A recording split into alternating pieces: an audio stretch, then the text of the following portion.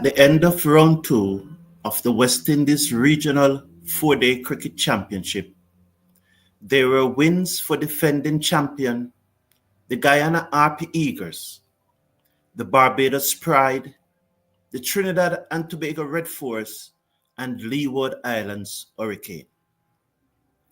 Of the 15 West Indies players that toured Pakistan earlier this year, 11 took part in the second round of the championship. 4 put in significant performances. 2 were okay. 5 were miserable. 4 were missing in action. Among those 4 was Kemar Roach, who we all know is injured. Thus far in the tournament, there have been 1 double century, 12 centuries, 34 scores of 50 or more, and there have been 10 cases where bowlers have took 5 or more wickets in an innings. Hello everyone, welcome to the #1 cricket channel in the Caribbean as we look back at round 2 of the West Indies Cricket Championship. I appreciate your company and thank you for being here. At the end of round 2 of the West Indies Cricket Championship, there were victories, as I said, for the Trinidad and Tobago Red Force. They played against the Windward Islands Hurricane. The Windward Islands Volcanoes. The Windward Islands Volcanoes batted first and made 166, with Kavim Hodge making 126 out of that 166. When the Trinidad and Tobago Red Force replied, they reached 456 with centuries from Cephas Cooper and Jason Mohammed, who was making his second century of the tournament. In the second innings, Carey Peer took 8 for 27 in bowling Trinidad and Tobago Red Force to victory as he skittered out the Windward Island Volcanoes for a mere 166 runs. Barbados Pride batted first, and Craig Brathwaite with a masterful 212 and also a century by Jonathan Drakes led the Barbados Pride to a massive 581 for 9 declare against the West Indies Academy. When the West Indies Academy batted, they made 239 in their first innings and were forced to follow on. But Jamel Warrican, with a splendid spin bowling spell of 6 for 104, dismissed them for 288, giving the Barbados Pride victory by an innings and 54 runs.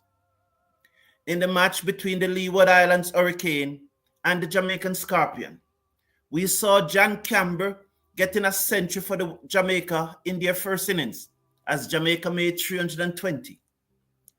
The Leeward Islands Hurricane responded with 335, leading on first innings by 15 runs.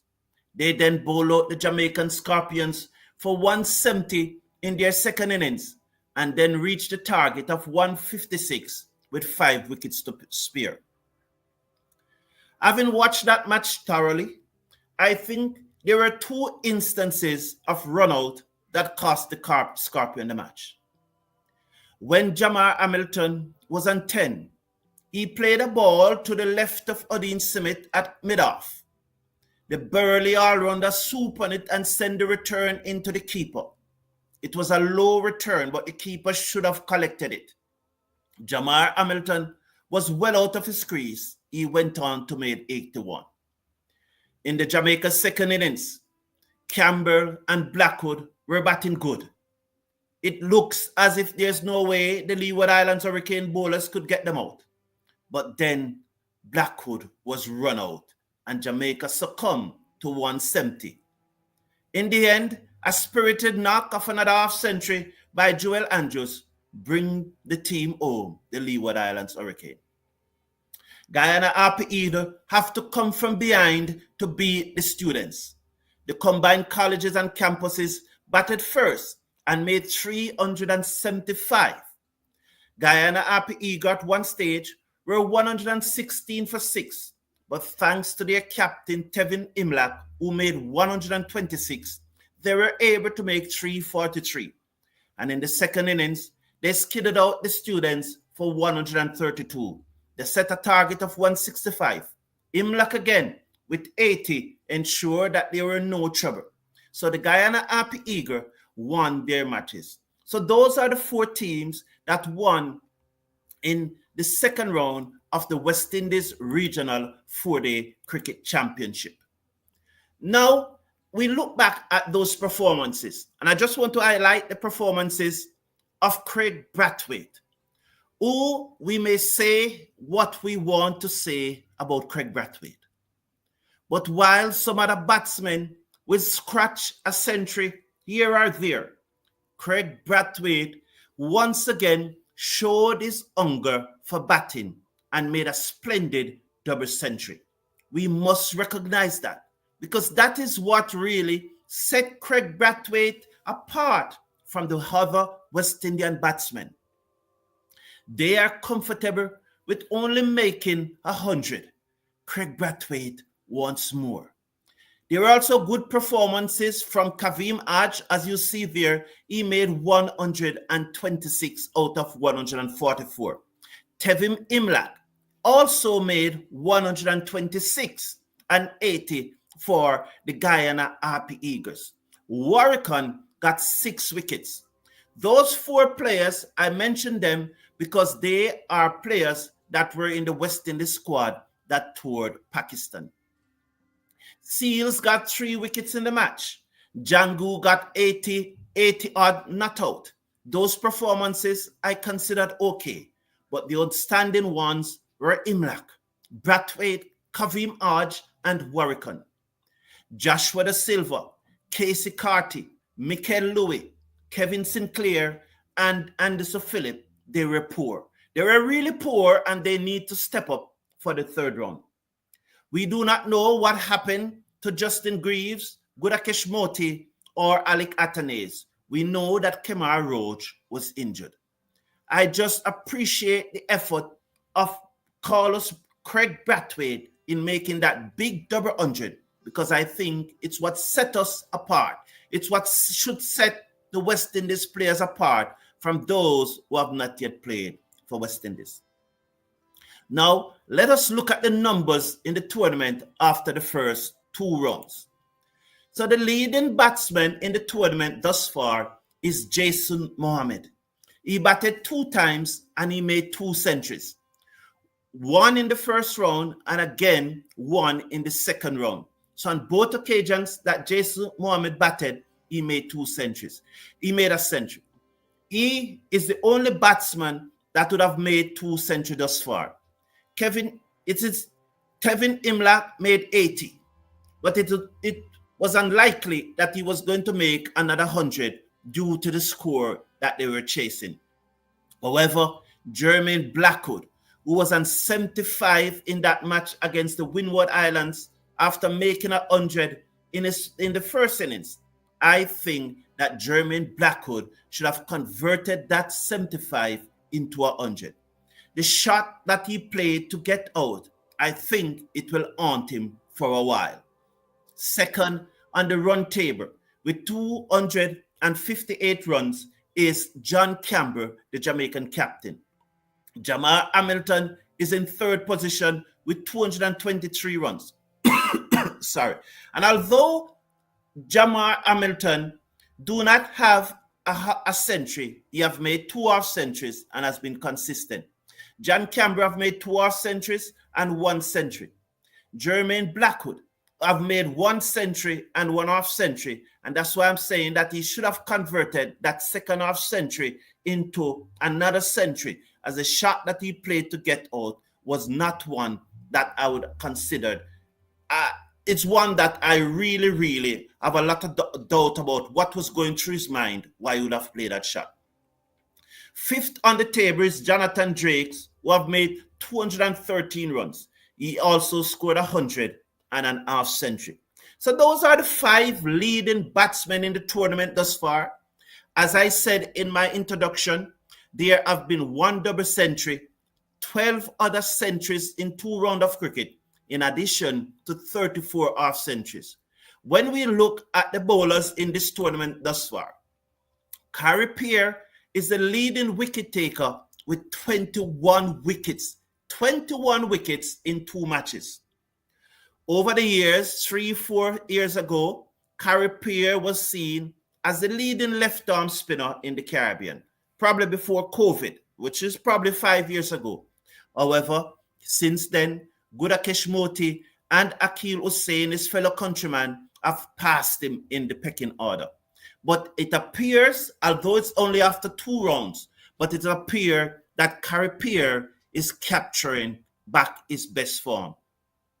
His 8 for 27 is the best bowling figure in the tournament thus far. But not only is 8 for 27, as you see at the bottom of the screen there, he also has the second best bowling figure of 7 for 40. Now, second on the table is Joshua Bishop. He plays for the West Indies Academy. He has taken 14 wickets thus far. 14 wickets. I think you see there 9.3 overs. I think it should be 90.3 overs. So that's a typo. It is 90.3 overs. Rakeem Cornwall of the Leeward Islands Hurricane, he has taken 13 wickets. Veresamy Permaul have taken 10 wickets. He is in 4th position. But I want you to look at the strike rate section here. And you see why Veresamy Permaul has always been taking wickets over the year. And a number of times persons will say he should be in the West Indies team. But the thing is that Veresamy Permaul, as you see there, is getting wickets just like Imran Khan used to do for the Trinidad and Tobago Red Force, purely by the number of overs that they are bowling. He has bowled 100 overs in the tournament thus far, more than anyone else. And if you look at the strike rate, you will see that it is taking him over 10 overs to get a wicket. And if you are taking 10 overs to get a wicket in regional 4-day championship, how many overs it will take you to get a wicket in Test cricket? So while this is not to underestimate Veresamy Permaul, however, it is to make the point that his strike rate is so high. That is why he is probably not considered for West Indies cricket in the past. With the emergence of players like Joshua Bishop and what Jamel Warrican and Gudakesh Moti is doing, and Harpy seems to coming back into his own, it is very, very unlikely that Veresamy Permaul will ever see West Indies cricket. His countryman, Ronaldo Ali Mohammed, who is also very good with the bat, have gotten 9 wickets. His average 16.67, but he is only taking 6 overs to get a wicket, 36 deliveries. Those are the leading run scorer. Let me show you the chart again. Those are the leading run scorer in the tournament and also the leading wicket taker in the tournament. At the bottom of the screen there, you see the players who have scored the highest individual total in an innings. Brathwaite, as I said at the beginning, 212. Jason Mohammed, the old man of West Indies cricket, 176. Hodge, Campbell, and Imlach have all scored 126 each. So those are the 5 leading highest, those are the 5 highest individual scores in the tournament thus far. When it comes to the bowlers, Harpy have the 2 best figures. He have taken 8 for 27 and 7 for 40. Redwood from Jamaica have taken 7 for 72. Bishop 7 for 85. That's Joshua Bishop, Tamari Redwood. So it's Harpy, Tamari Redwood, Joshua Bishop 7 for 85, and Chaim Older, not Jason, Chaim, Chaim, Chaim Older have taken 6 for 70. Those are the 5 best bowling performances, individual innings bowling performances. And these are the 5 best individual innings batting performances. So that's an update on the stats. Those are like the leading numbers. Of course, there will be pressure on players like Joshua Da Silva, Casey Carty, Mikel Louis, Kevin Sinclair, Anderson Phillips. Persons will be looking at these players who are on the tour to Pakistan and will be looking to see what they are doing. We'll also want to see whether Justin Greaves, Gudakesh Moti, and Alec Athanaze will play in the 3rd round of the tournament. Speaking about the 3rd round of the tournament, these are the matches that are scheduled for the 3rd round of the tournament. So the matches that are scheduled for the 3rd round of the tournament, I just missed out a slide there, and then I realized that I missed out a very important slide. Now, right here, and I missed out the picture of Craig Brathwaite. Really and truly, Craig Brathwaite picture should have been there. But this is a points table after 2 rounds of the tournament. The Leeward Islands Hurricane are leading with 45.4 points, having have 2 victory and have 13.4 bonus points. The Guyana Harpy Eagles are in 2nd place. They too have won 2 matches, along with the Trinidad and Tobago Red Force. They are very close on 45 points and 44 points respectively. Jamaica, who have won 1, along with Barbados, who have won 1 and lost 1. They are in 4th and 5th position with 29 and 28 points respectively. The CCC, they are in 6th position and 7.2 points. The Windward should be ahead of the West Indies Academy. That need to be tightened up because the Windward are on 5.6 points, while the West Indies Academy are on 4 points. So that's the nature of the points table there. You can have a look. Leeward Islands Hurricane are leading the points table. When it comes to the 3rd round of matches starting on Wednesday, Guyana Harpy Eagle versus the West Indies Academy will be a day and night match at the Providence Oval in Guyana, Cricket Stadium in Guyana. It being a day and night match, it being an evening match, I am encouraging the fans in Guyana to go out and support this match. Go and watch after, go and take in some cricket at the National Stadium for 2 hours or so. The Windward Island Volcanoes will play the CCC at Windsor Park in Dominica. Barbados Pride will play the Jamaican Scorpion at the Kensington Oval, and while the Leeward Islands Hurricane will play the Red Force at Windsor Park. So that's the schedule for Wednesday, the 3rd round of the West Indies tournament. So just going quickly again through the statistics. The leading batsmen, Jason Mohammed, John Campbell, Jamar Hamilton, Jermaine Blackwood, and Jonathan Drakes. The leading wicket takers, Carrie Peer, Joshua Bishop, Rakeem Cornwall, Veerasamy Permaul, Ronaldo Ali Mohammed.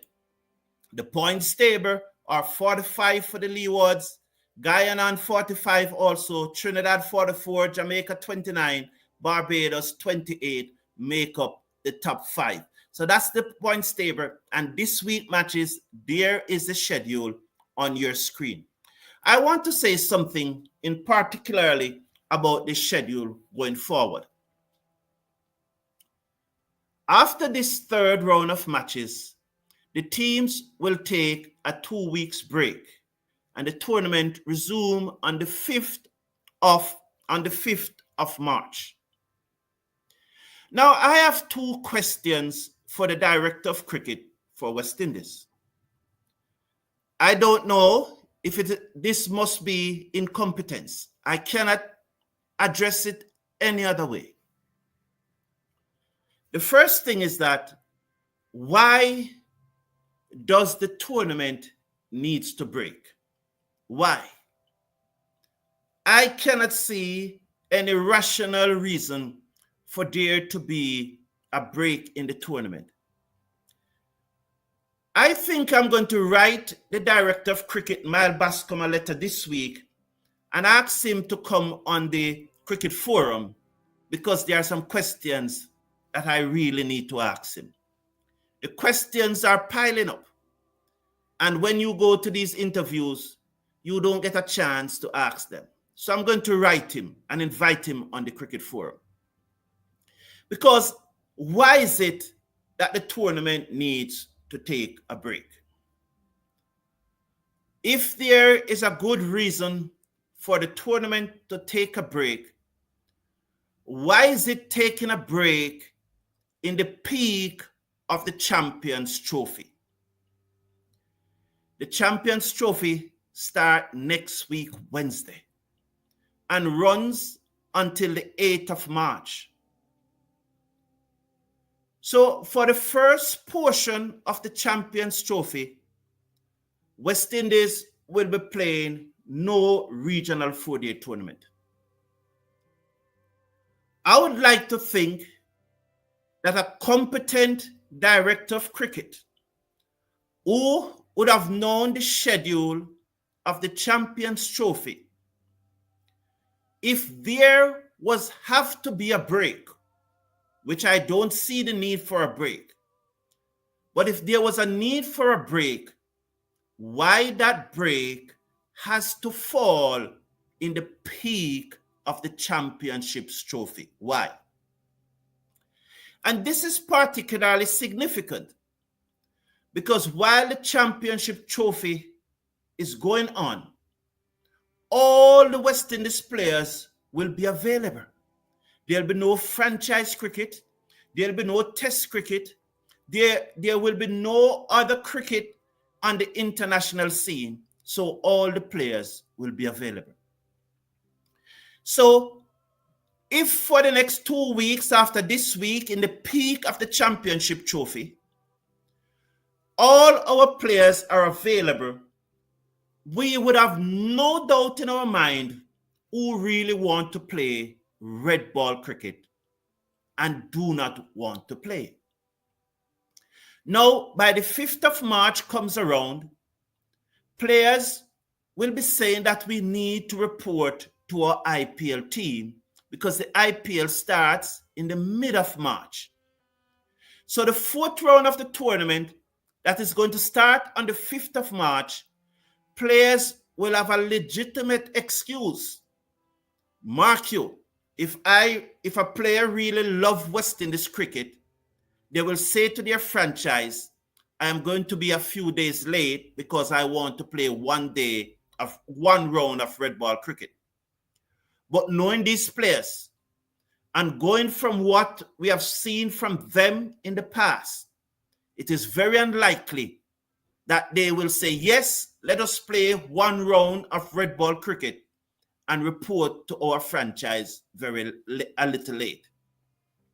They will take the opportunity not to play the red ball and see it as an excuse to get to India early. But that could have been fixed if we have a competent, or let's say if we have a director of cricket who's behaving and who's taking competent decisions. For as I said, I do not see the reason for the tournament having a break.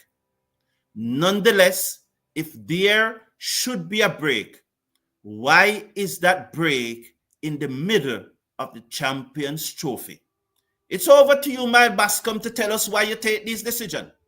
I'm going to be writing you a letter, and I hope you accept it, to come on the Caribbean #1 cricket channel. There's no doubt about it. The numbers are there. This is the biggest independent fan channel in the Caribbean covering cricket. No other is close to it. I invite you to come on, Miles Bascom, and tell this community about some of the decisions that you are taking. We have a few questions for you, and I'm going to send you a letter. I hope you accept it, and I'm looking forward to seeing you. I have rambled on long enough for this morning.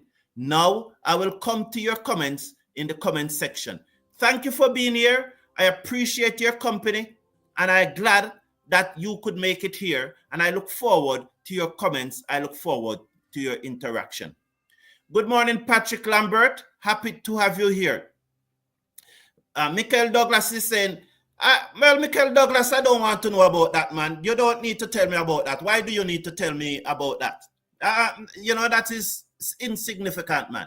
What about Blackwood? He should be there. What you mean, Mr. Casanova? What you're asking about? Where should Blackwood be? I don't get your question, Mr. Casanova. Good morning, Lou Prudent. Mr. Casanova, I don't know. I don't know why you're asking about Blackwood. Michael Douglas, there's really no need to talk about Gudakesh Moti. There's no need for that. Lou Prudent, good morning to you. Patrick Lambert said, Brathwaite played a good knock for his team at a good rate, trying to get informed, but has to do a lot more in the tournament to seal his pick on the West Indies team. Patrick Lambert, Brathwaite game in the West Indies team is not under threat. I can tell you that. His game in the West Indies team is not under threat. And while this double century is a good knock from him and we welcome it, his game in the West Indies team is not under threat. Not right now. He will have to fail in those 3 matches against Australia. My position on Brathwaite has always been that he should be relieved of the captaincy. But I've always maintained that he should continue to be the opener. You see the thing about Michael Douglas, you telling me that Moti just returning from the International League T20. That is what we are trying to cut out of West Indies cricket. We want players who's going to come and play in our tournament and stop run around playing in those leagues. If he really wants to play for the West Indies, he would not have been at the International League T20. And how is it that he just returned? The tournament finished yesterday and he was not in the final. So how is it that he just returned? These look unnecessary comments are not called for, honestly. I appreciate your contribution most of the times, but these look unfortunate comments. They are not really called for. So he said, so Michael is saying, yes, the tournament choose to take a break when every player will be free and available. That is so true. So Lou Prudent is saying, West Indies is not taking part in this year's Champions Trophy. Yes, they are not taking part. They did not qualify. Mr. Brown, yes, I did not realize that IPL start very soon again. West Indies cricket is handed the short end of the stick. No, you see, the thing about it, Lou Prudent, is that West Indies cricket do not need to think that people outside of the region are going to do anything to enhance West Indies cricket. It is our responsibility to take action to improve West Indies cricket. So our performance on the field, the product, which is the performance on the field, is our greatest asset. And when we improve that asset, then we become very competitive. So it's not a case that persons are going to do things for us. Everyone is going to take decision in their best interest. And that is why West Indies need to take decision in their best interest. Good morning, Rodi Latu. How are you? Good morning, Carlton Ayman. Good to see you. Good to see you here. Carlton Ayman, say, what you think about using the Kukukura ball? My position on it, at first I thought it was a good idea. And then I said to myself, but Australia is coming here. Why we don't play all the matches with the Duke ball? Because there's no way we're going to use the Kukugura ball against Australia. Because that's their ball. That's the ball that they used to. And if West Indies choose to use the Kukukura ball against Australia, the DOC should be relieved of his position immediately and thrown into prison, because that would be treason. So I don't think that we are going to use the Kukukura ball against Australia. So on the face of it, I was saying that we should play those matches with the Kukukura ball. But then we will be touring New Zealand towards the end of the year. And to the best of my knowledge, the Kukukura ball is being used in Australia, in New Zealand. So maybe that's the reason why the director of cricket decided to use the Kukukura balls for those 2 rounds, because those are the balls that will be used in New Zealand. So on the thinking about it that way, I really do not have an issue with the director of cricket using the Kukukura ball. Carlton Rodelatu said, I'm supporting Harpy. He has been going unnoticed for a long while. Rodelatu, Harpy, if his performances immediately, it's not the individual, as I keep on saying, it's the performances. And so he's been mentioned today a lot, and he has been highlighted. But he's been highlighted because he's bowling well and getting wickets. So if there's no performance, then he will not be highlighted. So he's going to be unnoticed.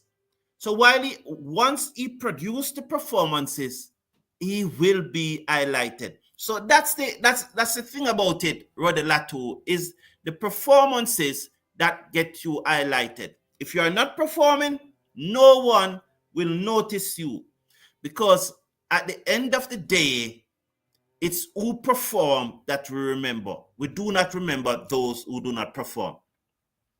Michael Douglas, I think they're using the... Oh, yes, I would have just explained that. Kevin Joseph is saying, spinners continue to dominate first-class cricket. Where are the up-and-coming fast bowler, said Kevin Joseph. So you look back at that chart and you see that when you look back at that chart, you see that the spinners, there are 4 spinners from 1 to 4.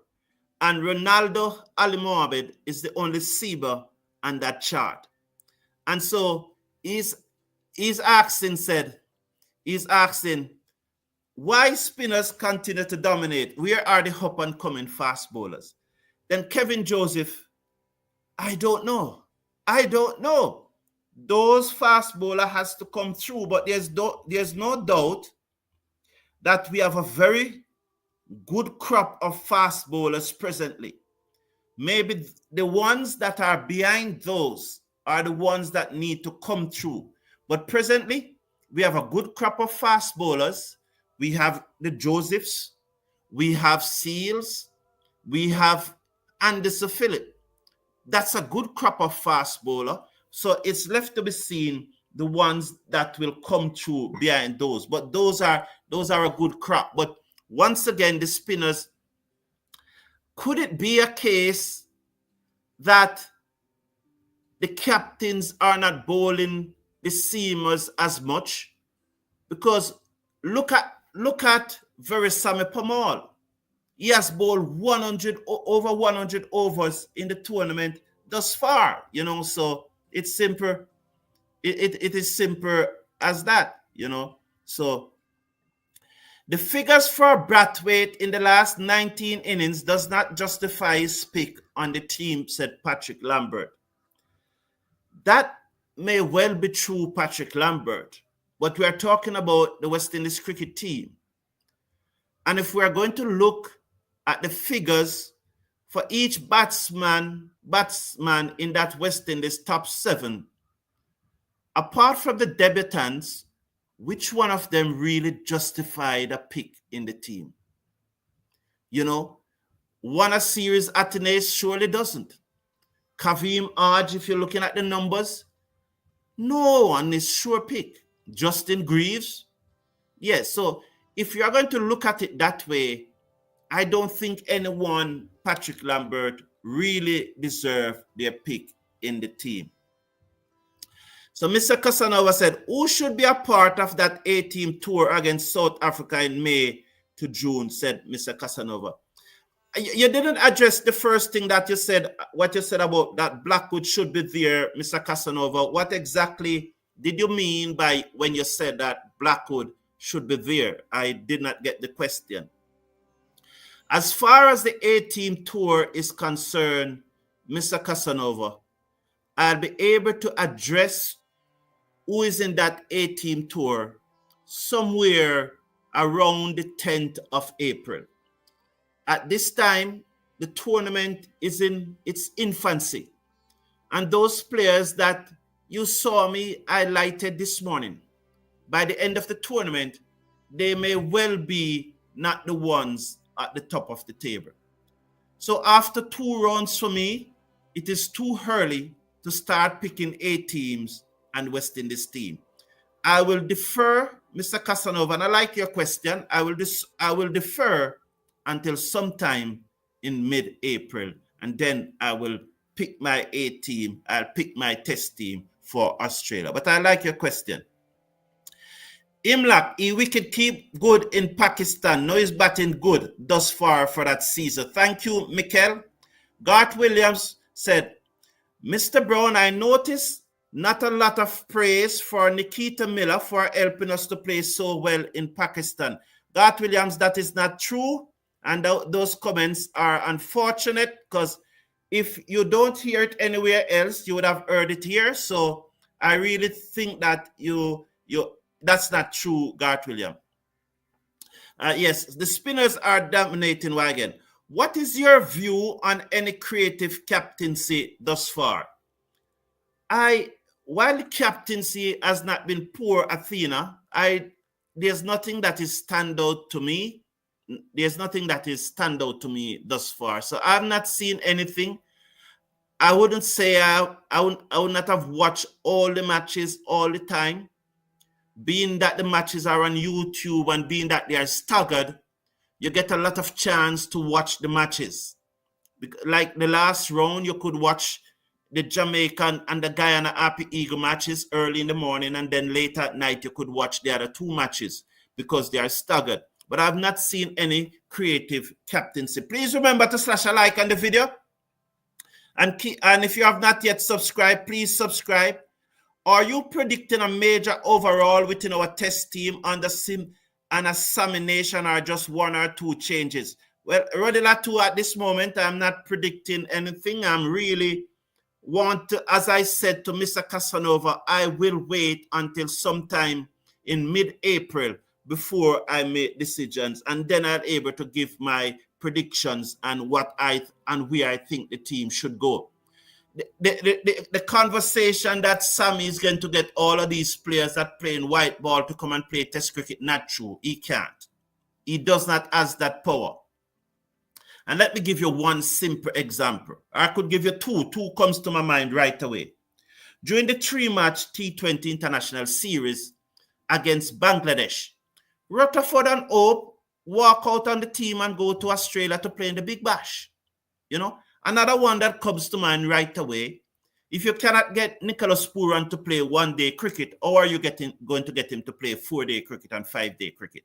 So this perception that Simmons is going to get all of these players to come back in the team, not true. It's not true. I saw Evan Lewis and Dwayne Bravo playing in the Trinidad domestic tournament. It's left to be seen whether they will be included in the Trinidad and Red Force team for the rest of the tournament. I want to ask the Red Ball director why no 4-game game is played in Grenada since we are playing Australia this summer. I think, Michael Douglas, I think there's a match coming up next week. This week, starting Wednesday in Grenada. Let me see. Dominica. Oh, it's Dominica. Well, if I have a chance to ask him, I will. That's an interesting question. Very interesting. The spinners are doing well because the pitches are in their favor. They need to allow grass to grow on the pitches, said Dane. Okay, thank you for that. Sean, Overcomer, number Overcomer, good morning. Thank you, good morning. First, let me big up on this Sam Curran yesterday. Powell took the game away from him. Yes, well, Powell did play well yesterday. I'm glad, as I said yesterday, I'm glad the Desert Vipers lost. They are the team of the Manchester United owners. So I'm glad that they lost. And I'm also glad that it is a team that Sam Curran captain. It lost also. And I'm particularly happy that a West Indian could have played so well in the final. I'm also happy that Shea Hope was the leading run scorer in the tournament. I continue to question his strike rate, how effective that will be in a West Indies team, striking at just about 120 for a tournament, and using up as many as 47, 48 balls per innings is not going to be productive or highly effective. So I appreciate that the fact that he's a leading run scorer. His strike rate, though, leave a lot to desire. And I'm happy that Rovman Powell played a blind off an innings, although I think he was out before. Nonetheless, these opportunities come in cricket. Good morning to you, Shirley Samuels. Thank you for being here. So the third round, you look great, ready for a function. No, I think this is the Monday morning look, Shirley. I started a Monday morning look formal and in the studio and everything. So thank you, though, Shirley. I appreciate the compliments, especially I always appreciate compliments coming from a nice, wonderful female. So thank you very much, Shirley. So let me close with the fixtures for Wednesday coming up. So these matches starts on Wednesday coming up. Guyana Harpy Eagles will play the West Indies Academy at Providence in Guyana. You should go out and watch that match. The Windward Island Volcanoes will play the CCC at Windsor Park. And Barbados Pride will play Jamaican Scorpion at Kensington Oval. And the Leeward Islands Hurricane, but also there are Warner Park. So the Leeward Islands Hurricane will play Trinidad and Tobago Red Force at Warner Park. So one is Windsor Park and one is Warner Park. For a moment there, I was wondering, is Darren Bravo currently playing any cricket? He's playing in the Trinidad and Tobago domestic cricket competition. Do you think the reason these players are piling up so much runs in our 4-day championship has to do with the ball we are currently using? You asked that question and I've never given it any thought, but you asking that question allows me to make a point. 1 double century, 12 other centuries, 34 half centuries in 2 rounds of cricket, basically 8 matches. That is something to be applauded. We really need to applaud that. 8 matches, and we have persons passing 50 on 47 occasions. In 8 matches, there have been 47 scores above 50. That is something that must be applauded. I think the cricket in 2023, the domestic competition in 2023, I saw an incremental improvement in the standard over 2022. Last year, I think it fell back, but this year thus far, I'm seeing it. There's another incremental improvement because batsmen are making runs. As I said, 47 scores over 50. Among them, 12 centuries and 1 double century. That means 13 scores over 100. And 10 occasions, bowlers have gotten more than 5 or more wickets. So that means 8 matches played. So, and on average, bowlers are getting wickets every 1.25 matches. So their bowlers are getting 5 or more wickets. The number of times that bowlers got 5 or more wickets are more than the number of matches. So it's not a case like where the bat is just dominating the ball. We are seeing bowlers getting wicket and we are seeing batsmen making runs. And if you probably check the number of bowlers that have gotten 4 wickets in an innings, which I don't really include in my list. I really have a cutoff point at 5. There's maybe another 10, 15 occasions where bowlers have gotten 4 wickets. And there are probably another 10 occasions too where batsmen have gotten in the 40s. So I really think that the tournament is competitive. Is it at a high standard? Maybe it's a leveling off, and it is reflecting the quality between bat and ball in the West Indies. That's why there's almost a level off. But I think the tournament is competitive, and I like what I am seeing. There are a few teams that are just moving too slow in the field for me, and they are wasting too much time. That is something that we could improve on. And even when this tournament is going on a break, and I don't know why the tournament is going on a break, and I don't see the need for it to go on a break,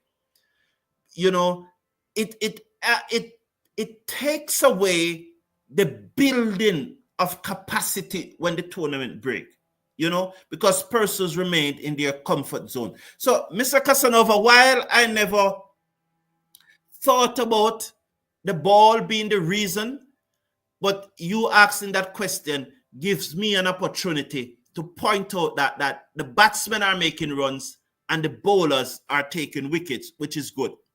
The WWI and the CCC match is the battle of the bottom teams. Thank you, Dane. Thank you, everyone, for tuning in. Tomorrow, I'll do another live stream. I hope that you enjoyed the live stream yesterday that I did of that match. It was a nice match. It was a 6-a-side match. I hope you enjoyed that live stream, although there were some connectivity issue. So those who were watching we didn't get to stream the second innings of the match due to some connectivity issues. I think I found out what those connectivity issues is. The final of that competition is on the 23rd of March, and I may stream it. Depends on, I told the gentleman what's the cost to stream it, and they will get back to me if they can meet my costs. So I will stream it on the 23rd of March if the cost is met. And but tomorrow I have a match to stream, a schoolboy match, and so I'll be streaming that schoolboy match. Also, tomorrow morning before the match, I will make my prediction for the 3rd round of the tournament. So those of you who bet, who goes to these betting shop and so on and bet on the matches, I will give you my prediction for the 3rd round. Some of our players are now very serious, looking to play at a higher level. So they are putting more effort. This is my idea. Thank you, Shirley Samuels. And that is something that I hope Shirley Samuels is right. I hope she's right. Because if she's right, that would bring great joy to most of us all. Thank you all for tuning in. Have a wonderful day. Take care of yourself. Take care of your loved ones now. And see you tomorrow morning. God bless you.